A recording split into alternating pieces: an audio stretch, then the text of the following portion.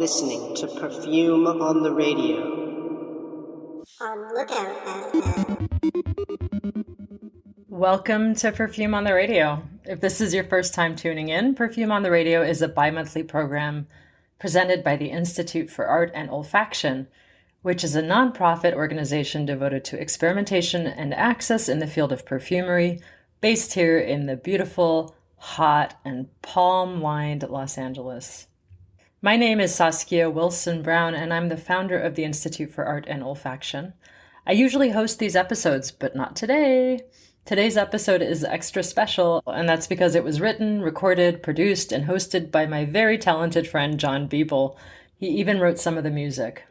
John Biebel is a graduate of the Cooper Union in New York City, where he studied painting and photography. He's lived in New York, London, and Boston, and currently lives in Cranston, Rhode Island, just south of Providence, with a studio in a lovely place called Pawtucket. John is a painter, a user experience application designer, and a founding member of Subforum, which is a Cambridge-based design research collective that tackles important questions about human interaction with technology. Beyond that, John is a writer for the scent website Fragrantica, and last but not least, he is a perfumer. His perfume line is called January Scent Project, and he started it in 2015. So there we go. That's John. He's an accomplished person, to say the least, but beyond that, he's a beautiful soul. And I'm an atheist, but I do believe that if an angel had a voice, the angel might just sound like John. You're in for a stellar hour of radio, so sit back and get your coffee or your whiskey on the rocks, and join me in welcoming John Biebel for Perfume on the Radio, Episode 12, Smell, Sound, and the Wireless.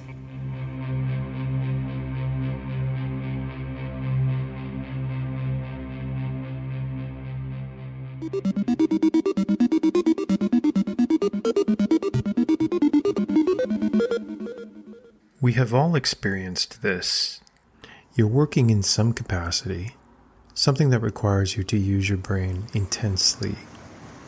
So you're concentrating and you really need to focus, but you're finding that the stimuli around you isn't helping. It's all creating a distraction. What do you do? The question hovered around my consciousness for many years and still does. It began as more of an academic inquiry when I was part of a design meetup group in the Cambridge, MIT area a few years back. A group of us would get together with some other UX designers, researchers, product designers, and anyone else who was interested in design thinking. One of the recurring topics was that of distraction. We were well aware of its negative impact on our daily rituals. The most recurrent theme was how phones were such a dangerous distraction to driving. We'd facilitate events and get-togethers where we'd creatively answer such questions as, how do you combat distraction? Although at the time I didn't realize it, these events and some of the solutions would open my thoughts about the greater impact of how we think and how we work, and for me, how I make perfume.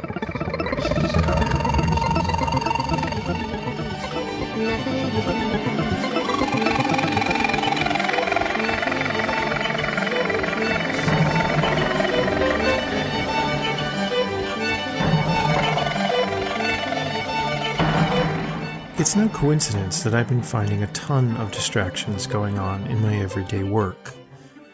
There are some times when I jokingly thought of myself as a bird. You know, they say that birds are drawn to shiny things. They'll zero in on them, grab them, put them in their nests.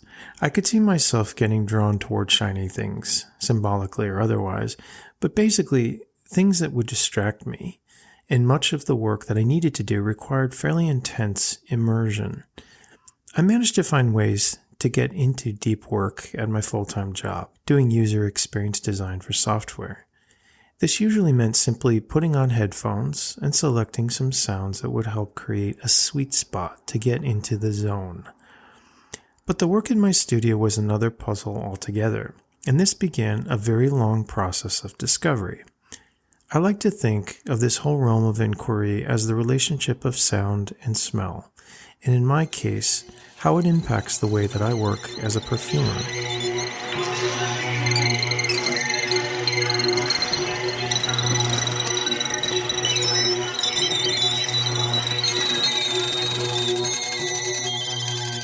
About 6 years ago, I was in a funny position.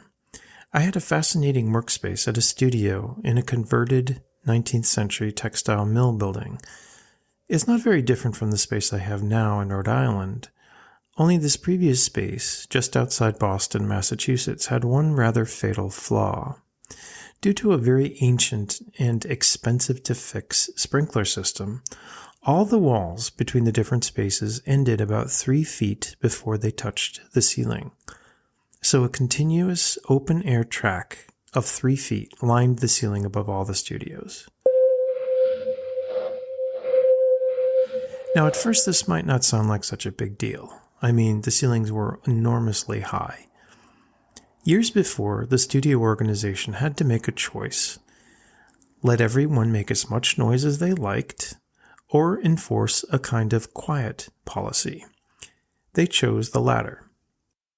When I first moved into the space, I rather liked the notion of a library-like setting where you only heard paper rustling or maybe some brushes or the occasional staple gun. Generally, however, I like to listen to music while I'm painting, so scheduling generally worked out okay. I'd leave my job, and I'd arrive at the studio at about 5:30 or 6 p.m., just about the time when the day crew were leaving to go home, and the day crew were the majority of the artists. I think things changed, or at least my perceptions of working changed a lot when I began making perfumes. It was in many ways an extension of my work as a painter, but now it was just with very different media, which required a different set of rules for engagement. Both forms of expression demanded a lot of time and attention. You can't just idly pick up either professions out of nowhere, or at least not for me. This seems to be a habit of mine, picking up areas of study that demand a lot of deep attention. Research shows that we enter a very different state of mind when we're engaged in deep work. It's very difficult to us to move in and out of this state at will. Attention and focus takes about 20 minutes to enter and 20 minutes to disengage. So those half-hour open time slots on your calendar are a bit useless, unless you're using them just to make a sandwich or to go for a short walk. Music, and sound in general, can often assist in entering this kind of intense working zone, but it has to be a very certain kind of sound. You'll see this reflected in some interesting videos on YouTube. They're usually very long, simple loops of film, accompanied by music with names like 2 hours of great classical pieces to enhance studying, or 3 hours of wordless melodies and gentle rain sounds. Funny as the titles may strike us, they're there for a reason because they seem to work. There was something comedic about my new mixed palette of media at the former studio setup. I more or less segregated the painting area from the fragrance area into 2 sub-studios, if you will. Fragrance work can sometimes be loud, particularly if you drop things, or wash things, or stir things in big glass beakers. So I found myself being particularly quiet so as not to disturb the piece. Don't forget that empty space at the top of the walls. There was also the added pressure of keeping all the smelly things very contained so that they didn't escape and bother any of the other studio mates. This last part was much easier than I'd expected, and soon found that the best perfume studios have almost no smell at all when you enter them.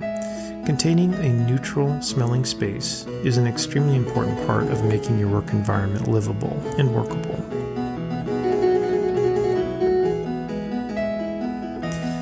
But as my study got deeper, there grew a need to have some kind of stimulus outside of my own brain.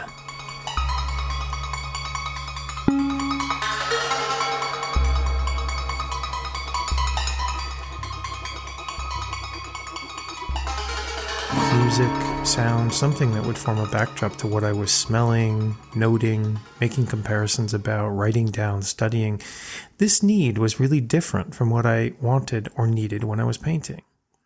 Painting often requires something loud, rhythmic, something I'd be singing along with or jumping around to. Fragrance work was vastly different. The lack of sound became haunting and difficult. Sound was needed, and what started as a simple question, what can I listen to as a companion to perfume work, became a small obsession and an act of refinement, trying to understand what exactly was the sweetest of sweet spots of sound, something that encouraged the greatest creativity from me when creating fragrances. Since I was often working late into the evening in this space, with the shortened walls, I was still able to bring in some sound as long as it didn't get too loud. I've always been a music lover and have even worn a musician's hat on a number of occasions and still produce some music output. So sound is something that I do think a lot about. I was once in a band named Squid when I was in London. We had one live performance and played until we burnt out an amplifier, and I think the council flats still remember that disruption, but those were good times. I've used audio work in perfume as well, but when it comes to sound, I don't think I'm any more or less sensitive about it than others. I may just put more words to it or ponder some of the whys more deeply about sound.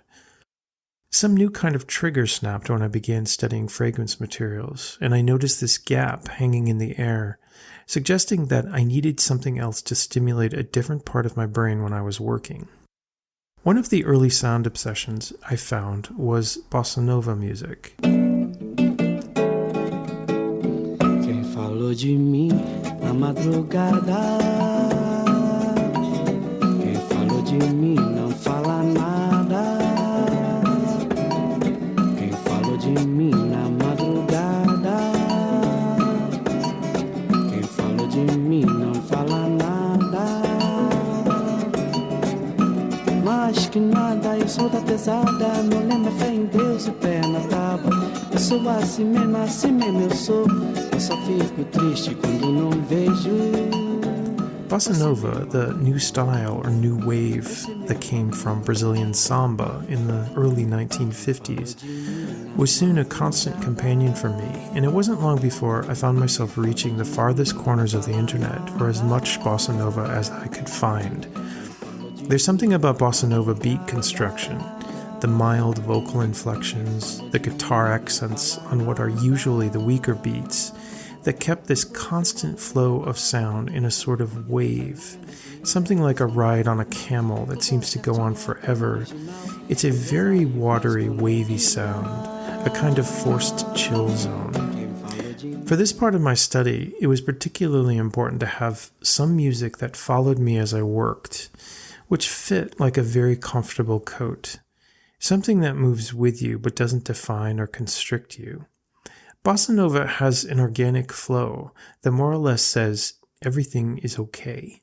It also tends to be what I think of as low contrast, no big surprises, just mildly episodic, but never a grand opera of sonic events.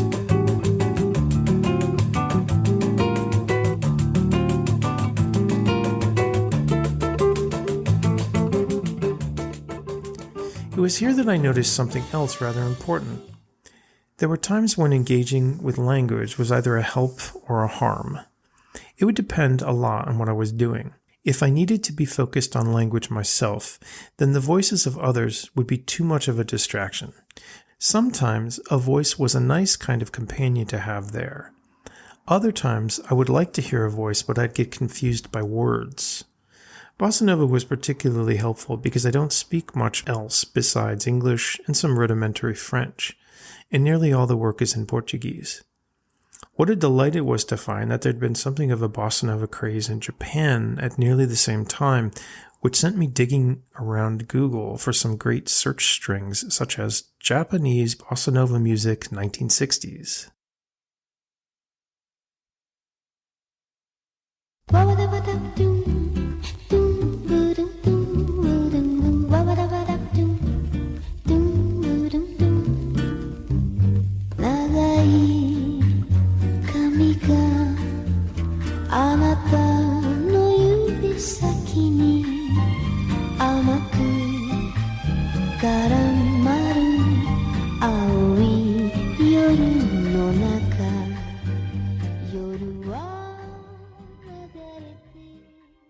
At this point in my perfume development, I had constructed my first composition, a perfume oil called Smolderose.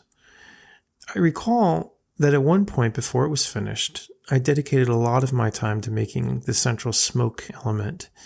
And this all happened while the now famous wildfires were raging throughout California. At the height of summer heat, a haze had become so choking and substantial that it permeated as far as the East Coast.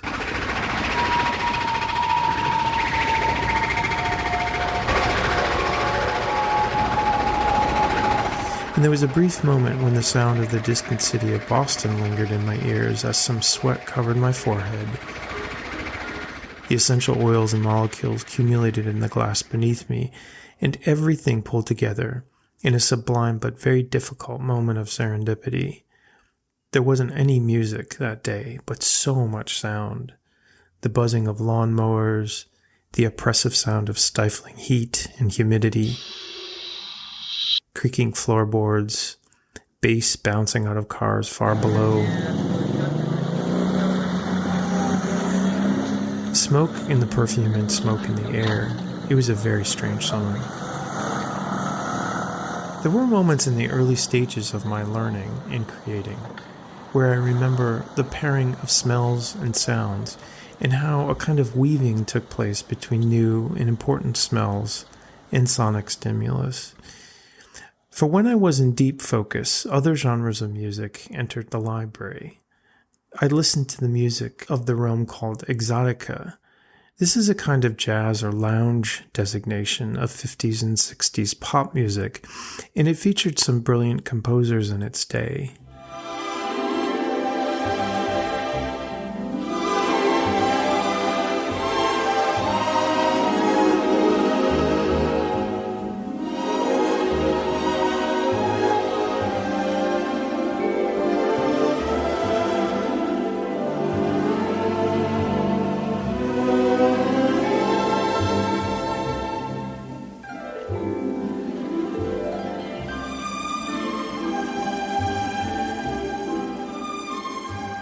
It also crossed paths with what was loosely known as West Coast jazz, another breezy, optimistic, even wistful sound.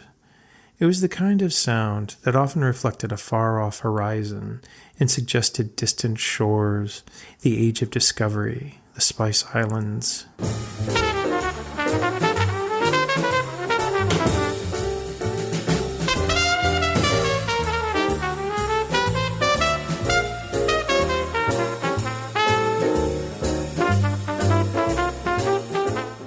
When I first smelled the component called stemone, a very green rose-related scent, I was lifted and transported in a million directions, some forward in time and others backward.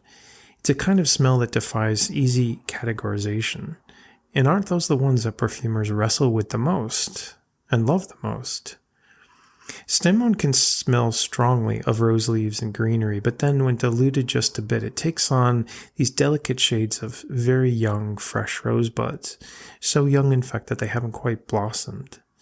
I recall how stemone opened up many of my senses, as 50s exotica strings and bongos played in the background and filled in ethereal missing pieces.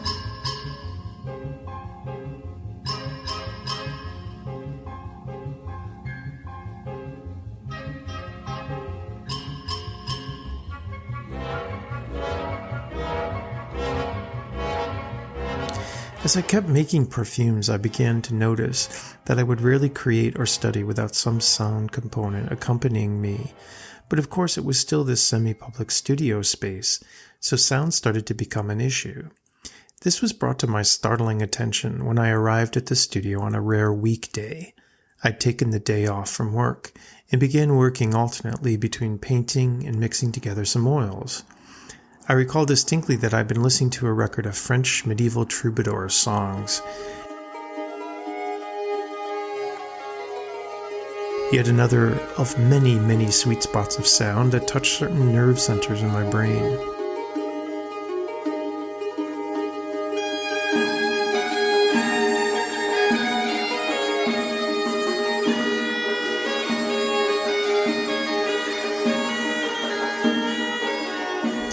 Bold, highly melodic chanting and heraldry of the troubadour and the meandering, ivy-like wandering of the lutes, mandolins, and hurdy-gurdies were backdrop to crisp, complicated smells of narcissus and jonquil, the smells of daffodils, as I was trying to sort them out in my mind.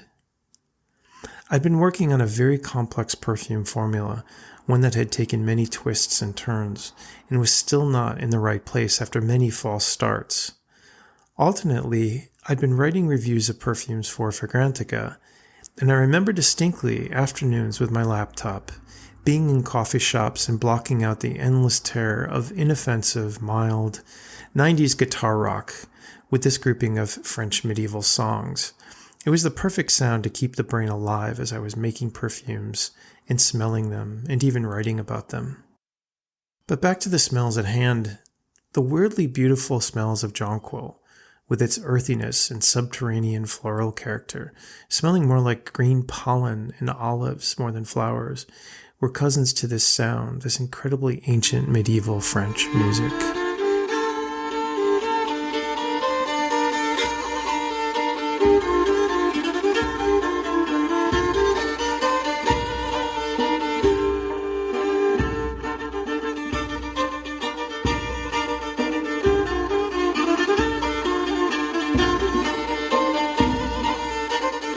But in the studio that Tuesday, someone reminded me, rather abruptly, that my music was too loud, and I felt a kind of gentle crashing of worlds, followed by a stifling quiet.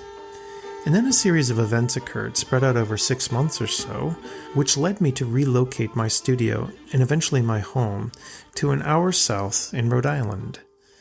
The move, in retrospect, made tons of sense. It put me closer to the water, and I can see Narragansett Bay as I'm speaking now.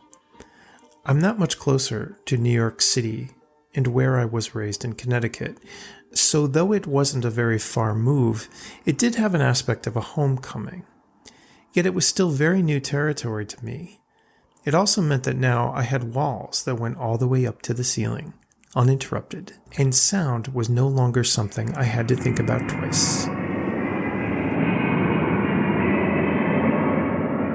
My relationship with sound had some drastic shifts and turns at this point in time. I'd not only moved to a larger space, but found that I was commuting longer to my job.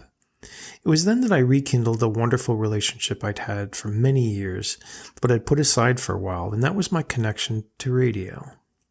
When I say radio, I mean what is often referred to as OTR, or old-time radio, those glorious days, which are probably far before most of our times, in which the simple sounds that emanated from the wireless brought to life vivid pictures, powerful narratives, the nuance of human voices.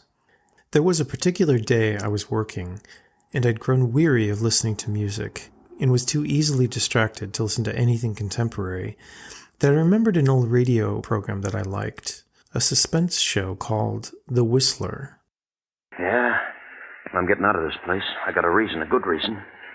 I got something waiting for me outside, something that belongs to me. I'm the only one that knows where it is. And I'm getting out of here. You're in here for a long time, Bill. If you don't want to make the try with me, you can stay and rot. And after some initial searching, I found an active community of OTR listeners and archivers all over the world who were engaged in cataloging and tracking down the episodes of some of the most obscure radio transmissions from the earliest days.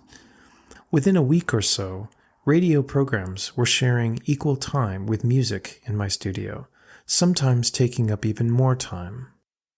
I started following storylines. The studio became flooded with voices from the past. As I opened bottles of Galaxolide, undecavitol, aldehydes, and vetiver, smelling the perfumer's smells of white musk, green leaves, soapy notes, and dry roots, voices fraught with meaning and substance conveying every possible emotion were registering in a different part of my brain, leaving me free to work on my own plateau. Oh, George, let's don't knock. I don't like this place. Let's go on. How? With a dead motor? Where could we go? No, I'll not. Well, all right. But what was actually happening? Well, I believe that I was experiencing much of what the contemporary podcast listener does today. They are hit in a very particular zone, a place where people are able to engage in multitasking and actually succeed at multiple tasks. So while I was working out the complexities of a fragrance accord, whether it be the math of diluting materials, or measuring out specific amounts, or making minute adjustments of patchouli oil, patchouli, suederol, or Himalayan cedar, or if I was just making purely speculative creative endeavors of mixing up strips of papers with things blotted on them, my head was still able to process the stories that were unfolding over the sound waves. Somewhere in the cold, persistent rain that made the city itself seem a thing of evil, a girl had disappeared, and it was my job to find her. But before I did, I found death and a devil. At times it felt miraculous. I didn't know that I could work like this, with 2 parallel tracks at a time. I'm not quite wired this way. I tend to need focus very deeply in one place in order to make something work. But this was exactly what was required, a kind of engagement on 2 levels, where one could touch upon the other, but only when it was really needed, like repeating sound waves, where points would suddenly sync and then separate again. I may be able to help you. Did this Julia Perry deal in perfumes? That's right. Now, how did you know that? Because I just remembered something. And now I'm sure I can explain why my matches showed up where they did. Just a minute. You know, whenever I'm talking to a beautiful woman, somebody's always creeping around in the kitchen. Delving into radio can be a feast for a perfumer. Smell has an aspect of the eternal to it, and so do many of the sounds that radio brings forth. I must see you at once. My husband Bruce is in terrible danger. Could you possibly meet me in an hour at the Pelican Inn? It's a small roadside place on the way to Malibu. I'll explain everything then.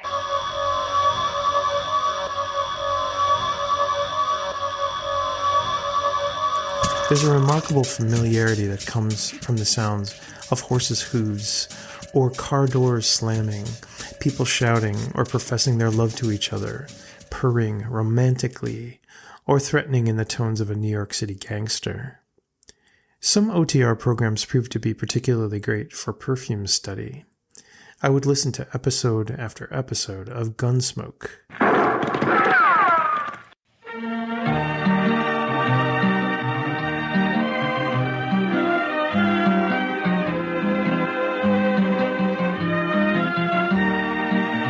One of the longest-running radio shows and eventually TV shows in history.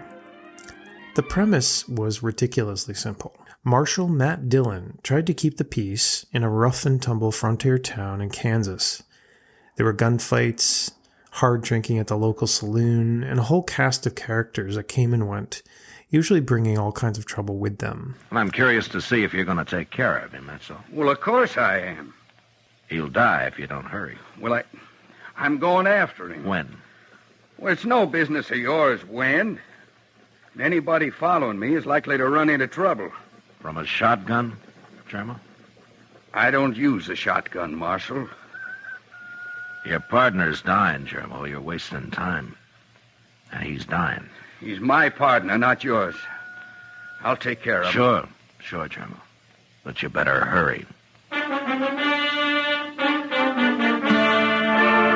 The frontier town was rife with smells, a dusty cow town called Dodge City. After the opening strains of guitar, you could practically smell the sweetgrass and the dried wood from the storefronts, the sagebrush of Boot Hill, and the cottonwood trees. I guess the best thing that could be said for the night was that it was still. Not cold, not warm. Somewhere in that between that makes you wish it'd be one thing or the other. Or maybe it was because we were tired that it didn't feel right. But there was a fascination about the shifting scenery, the sparse descriptions. Often dialogue and very faint incidental sound was used to evoke an entire setting of time, temperature, weather. You could smell the leather of boots, gun holsters, and Stetson hats, the powdery crinkle of violets in a starched cotton shirt behind a silk vest, with a shiny pocket watch held closely inside. I never saw a man with eyes as gray or with a skin to his face so dry and tough you'd swear you could get sparks off it with a flint. The soot of the train to Santa Fe was palpable with its greasy plumes of coal smoke and distant promises of another life over the horizon. These sounds were sometimes at odds with what I was constructing in my studio, and then suddenly, with a bizarre sense of union, they would fall into stark cadence, such as the day I was working on smells related to booze and alcohol. It barely registered at first, but I'd spent half an hour listening to the hollers and yelps of the saloon and its references to whiskey barrels, drunken slurred words. She's been talking a lot, but mostly about clothes and liquor. He don't say anything. Yeah. You think they're married? She's wearing a ring. Mm-hmm. I've never seen a man drink as much, Matt. It's like water with him. Honey! Hey, you! Honey! Yeah. Excuse me, Matt. Yeah, sure. Crashing glasses, corn liquor jugs, and then the brash sunlight of the next day as sobriety awoke mockingly on many faces. All the little nuances of a warm, dusty prairie night were awash across the table in front of me in rum ether, Damascus rose absolute, methyl octalactone, and other assorted alcohol-smelling substances. I sat in a bit of a daze, as I also recalled I was stuck in a kind of time warp, here in the 21st century. There's a homestead up around the bend. Listening to voices and sounds recorded in the 1950s. We'll stop and find out if they've seen anything. Which were recreations of sounds from the 1870s.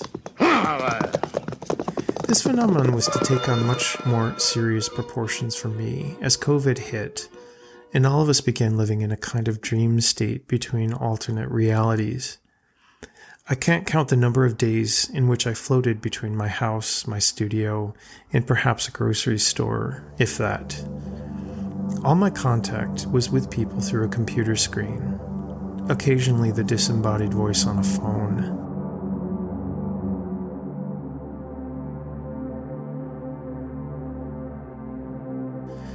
But it was all somehow deeply surreal and tinged with fear.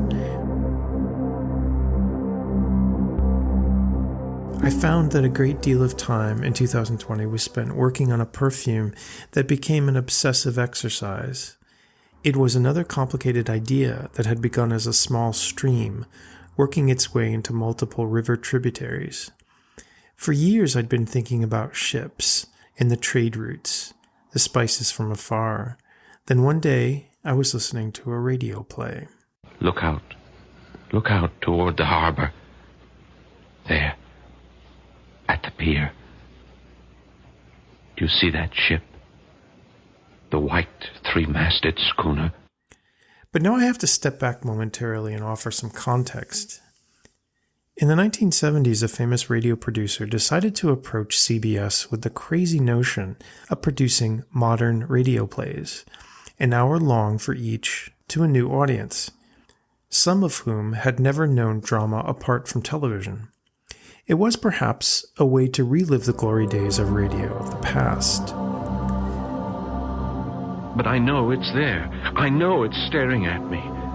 And then it comes closer and closer to me. I feel it touching me.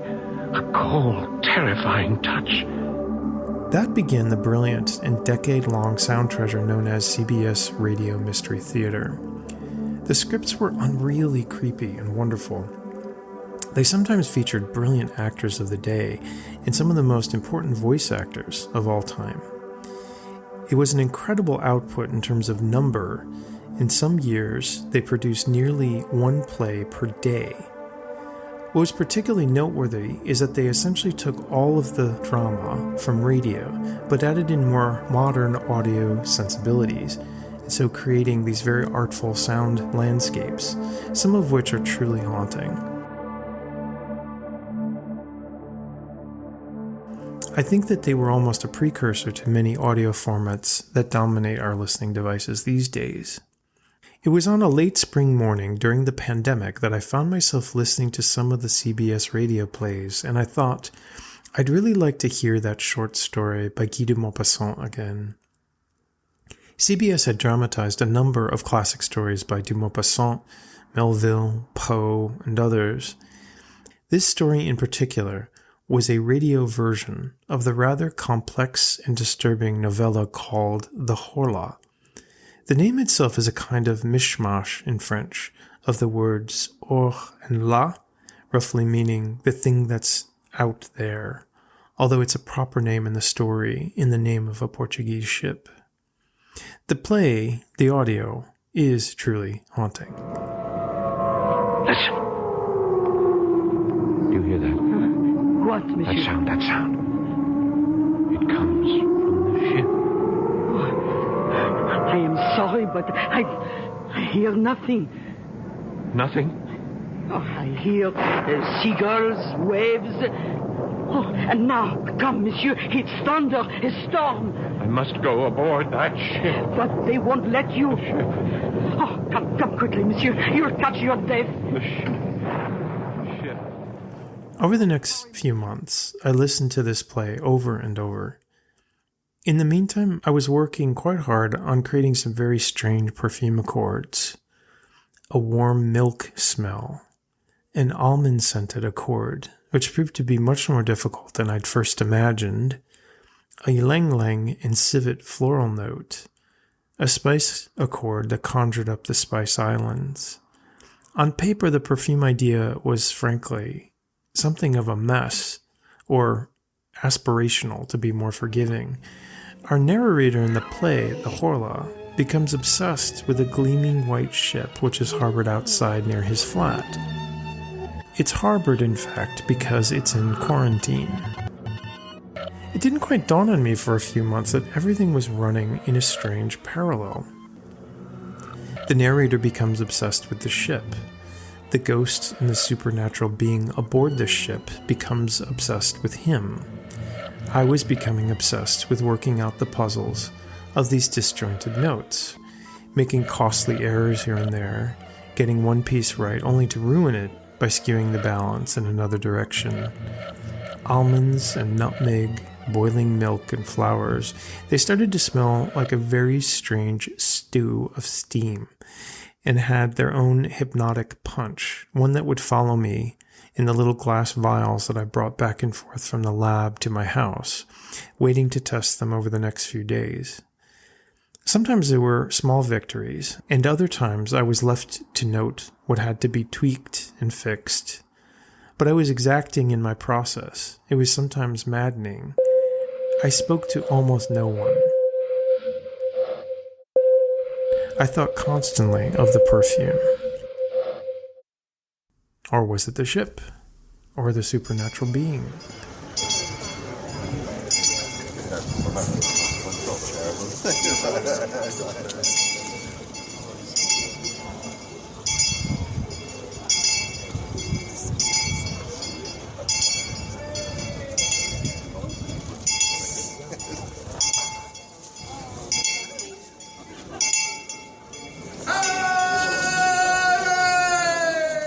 The sounds of the Horla were now part of the perfume.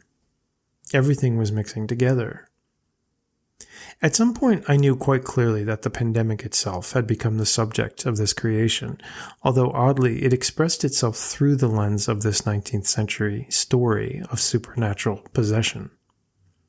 As I mentioned before, I worked and listened, but in this case, the two tracks of my brain were more often in sync than not. I had a few strange transfixed moments when I felt the lines were blurring, and even as I grew closer to a conclusion, where the fragrance was complete, tested, and final, I still had some trouble leaving the sensory envelopment that had taken place. Oh, I'm so tired, but don't let me sleep. Don't let me fall.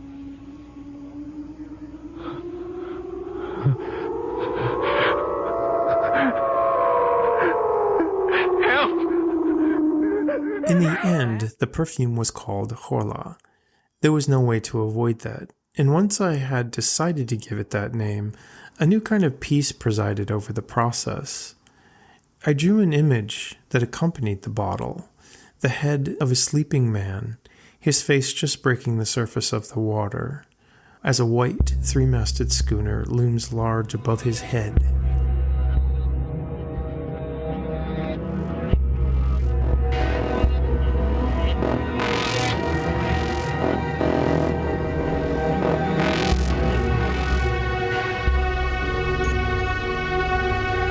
There haven't been many times in my life when so many points connect together with such angled precision, but then 2020 was not an ordinary year. It could very well be that I was looking, maybe even reaching outwardly, for points that I could connect together to make some sense of the world. Whether conscious or not, I know that fragrance and sound will always be linked for me. In the most pedestrian way, it's a connection that helps move the machine forward and keep it humming. Deeper in the psyche, it can be a means by which the hard, floral, or gauzy smells that we toil away with as perfumers can be steered toward new horizons or new shores.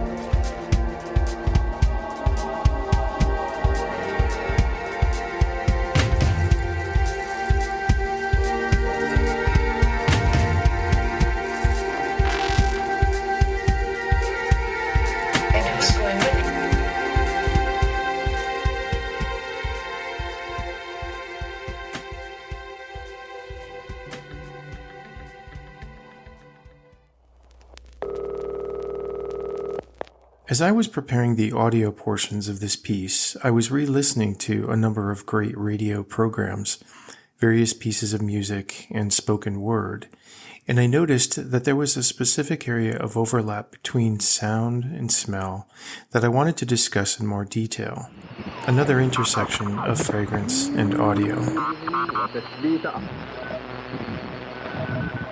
There is an entire historic body of work in which the construction of perfumes was developed as if the constituent parts were notes on a musical scale. This theory was developed by G.W. Septimus Peace, author of the book The Art of Perfumery, first published in 1857. It's still considered one of the foundational books for understanding the composition of fragrances.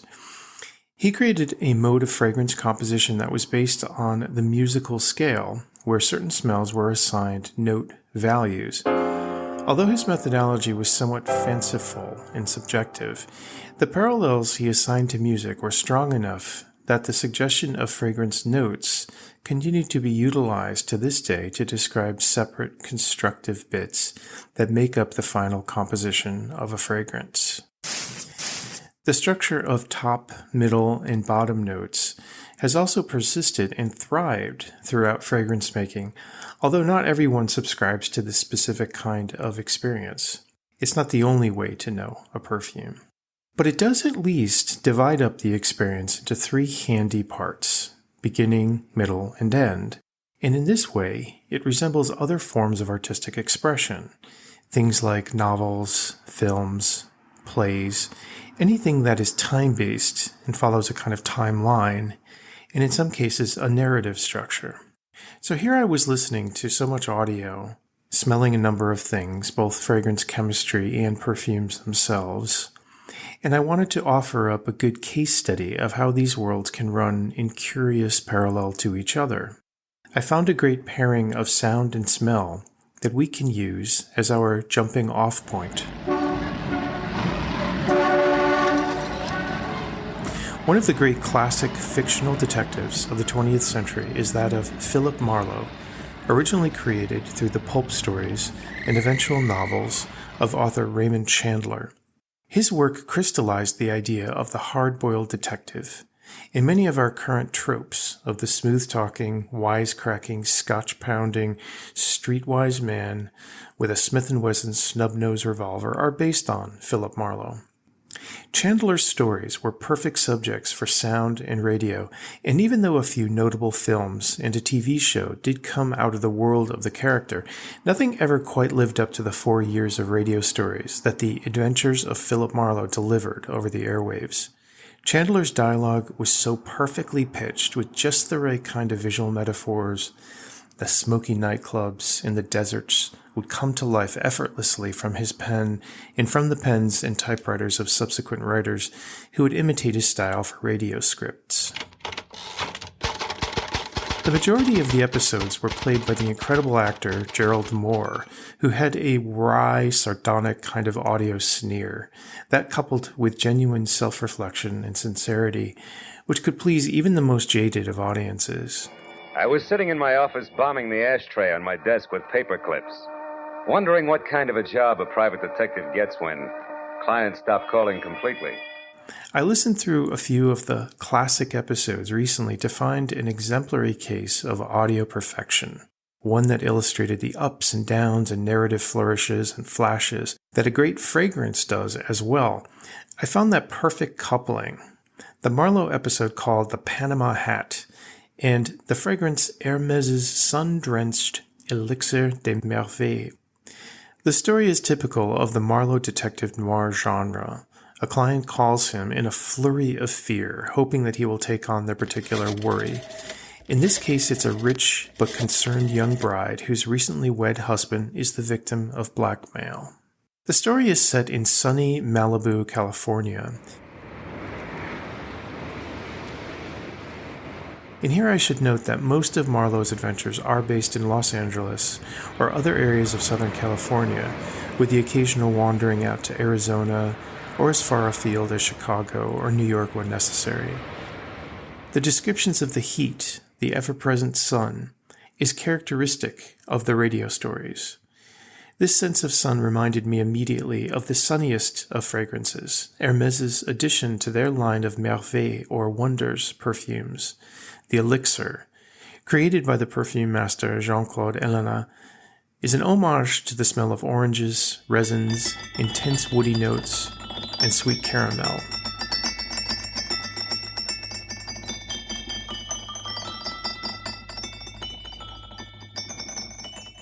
Our protagonist is Isabel Gordon, wife to the blackmail victim Bruce Gordon. She's also niece to Avery Fairchild, a wealthy California businessman who is supporting them both financially. We first meet Marlowe and Isabel together at the Pelican Inn.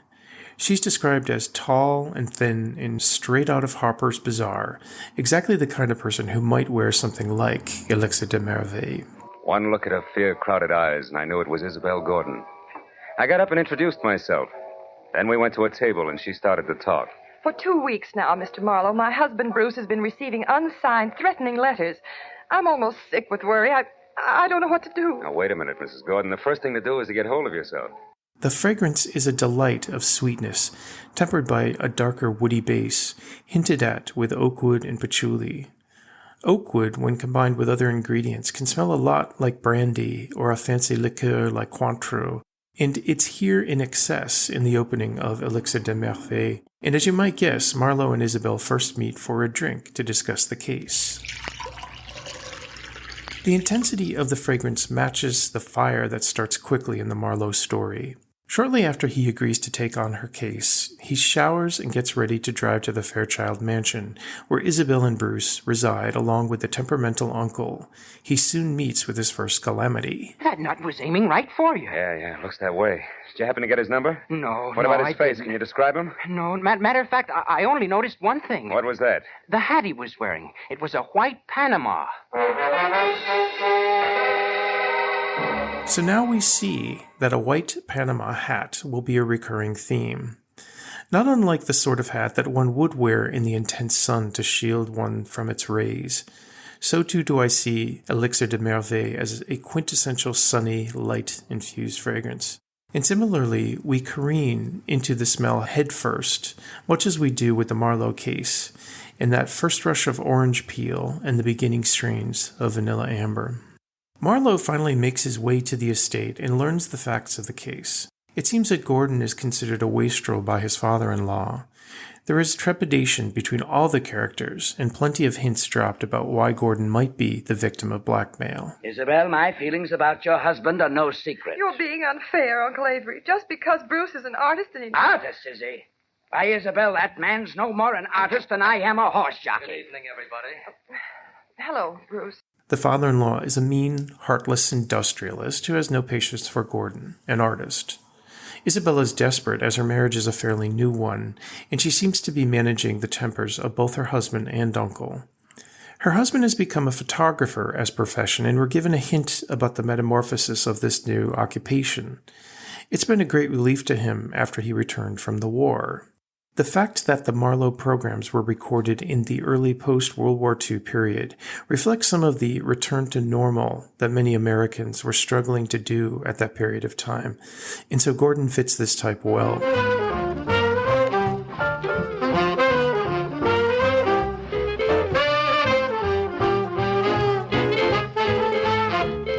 There is a brief and gentle moment when Gordon is talking about the pleasure and ease with which his new hobby has given him some comfort. It's reflective of Merveille's similarly sweet and ambering opening strokes, tinged just slightly with bits of buttery sandalwood that surface even at this early stage. Wearing it again for the first time in a while, I notice how this fragrance really can move with the regularity of a roller coaster, depending on your mood. First, a bit of gentle Peru balsam cozies up to meld with your skin chemistry, and then a bolt of white flowers, like a thin edge of jasmine, darts across your path, momentarily upsetting your calm and throwing a pebble against the glass.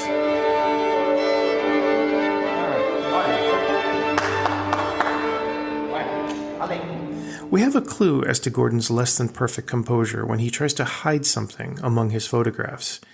He calls them abstract photography. One of the images features a composition of the sun and a plant shoot. Given the time context, this may have been a cultural jab at abstract art in general, or perhaps at the amateur nature of Gordon's work, or even perhaps at the lack of artistic finesse that Marlowe exhibits, but it provides a good opening for a peer into our victim of blackmail. Meanwhile, the fragrance cooks along on the skin, much sunnier and bolder than I remember, having first worn this many years ago.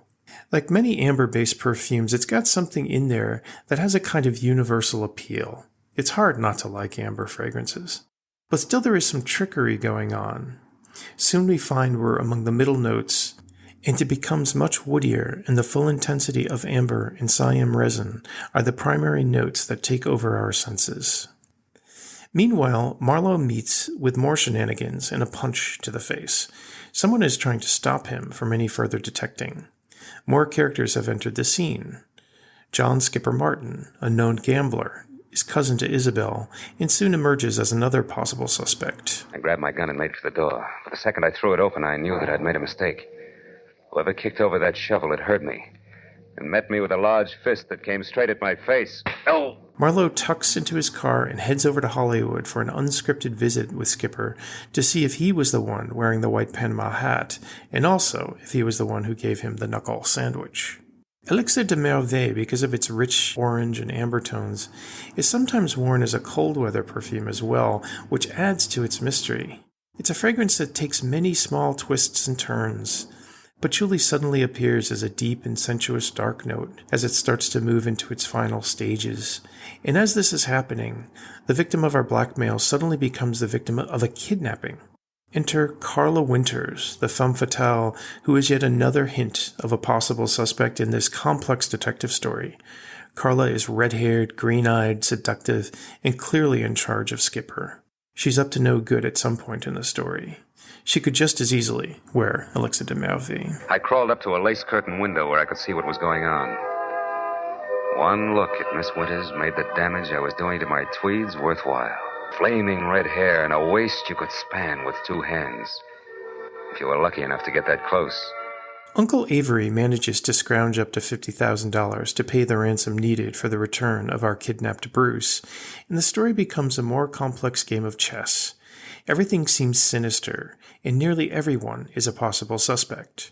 We're on a steady upward narrative stream in the same way that the elixir is cranking up the darker nuances as the last bit of fragrance play out in an extended, warm, and steamy mass. It becomes distinctly smoky, and the amplified wood notes are larger and more pronounced. The sweetness has receded, and we now smolder with a new intensity.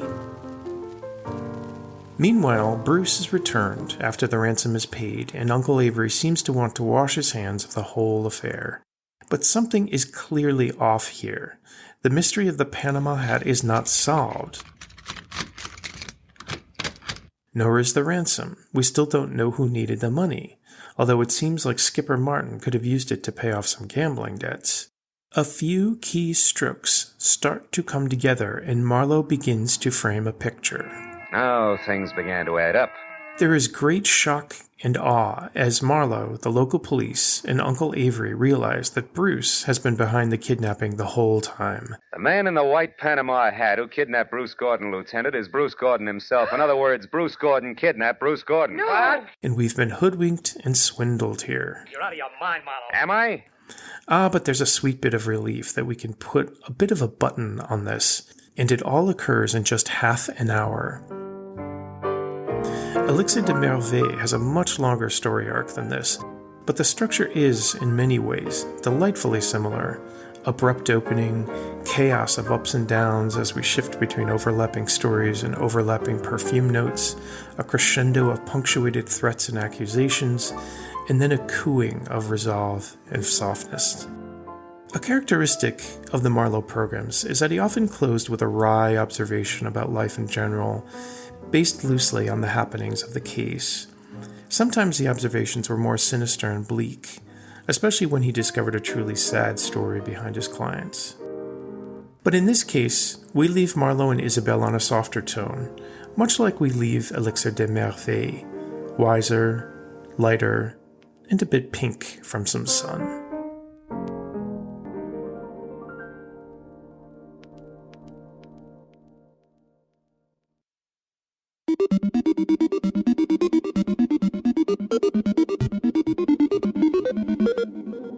You're listening to Perfume on the Radio. On Lookout FM. And that is our show. I want to take an extra moment to thank John Beeple for that beautiful radio piece.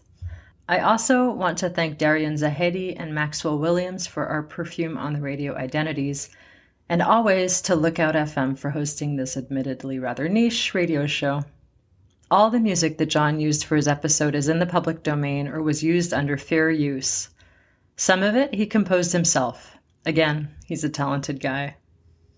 Perfume on the Radio is a bi-monthly radio show produced by the Institute for Art and Olfaction for Los Angeles' nonprofit radio station Lookout FM. The Institute for Art and Olfaction is also a nonprofit, and we are dedicated to accessibility and experimentation in the field of perfume, olfactory art, and other expressions with scent. You can learn all about us at artandolfaction.com. This episode, like all others, will be archived on perfumeontheradio.com. If you, like me, enjoy a good podcast, you can also download it on a podcast provider of your choice. Who knows, maybe that's where you're listening to it right now. This was Perfume on the Radio, episode 12, hosted by John Beeple. My name is Saskia Wilson-Brown, and I'm here to say goodbye. See you next time, and until then, keep it kind, keep it real, and keep it smelly.